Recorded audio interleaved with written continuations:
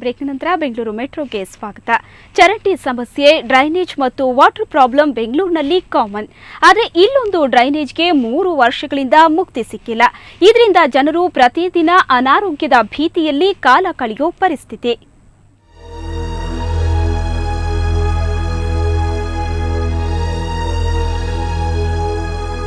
ನೀವು ಇಲ್ಲಿ ನೋಡ್ತಿರೋದು ಬೆಂಗಳೂರಿನ ನೀಲಸಂದ್ರದ ರಸ್ತೆಗಳು.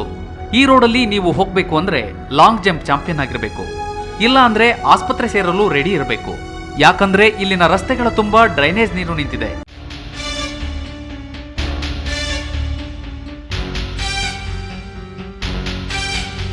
ಡ್ರೈನೇಜ್ ಕೆಟ್ಟು ಹೋಗಿ ಬರೋಬ್ಬರಿ 3 ವರ್ಷಗಳೇ ಕಳೆದಿವೆ.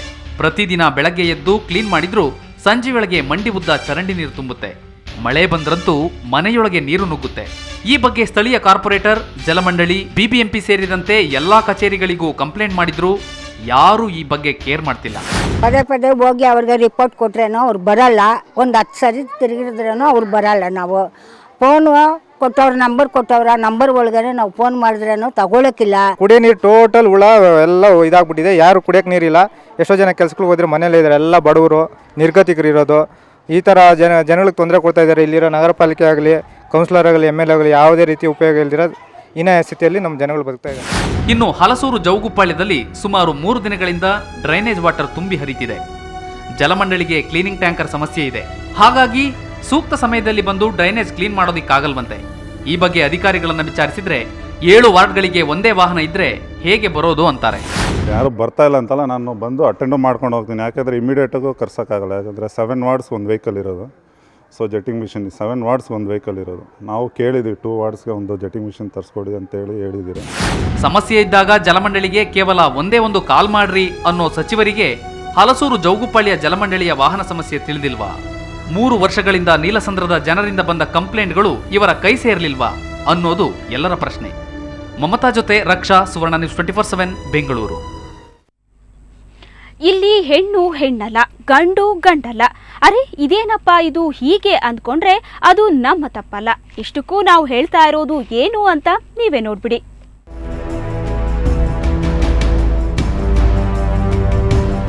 ಇಲ್ಲಿ ಹೆಣ್ಣು ಗಂಡಾಗ್ತಾರೆ, ಗಂಡು ಹೆಣ್ಣಾಗ್ತಾರೆ. ತಂದೆ ಗಂಡ ಆಗ್ತಾನೆ, ಒಮ್ಮೊಮ್ಮೆ ಮಗಳು ಮತ್ತಿನೇನೋ ಆಗ್ತಾಳೆ.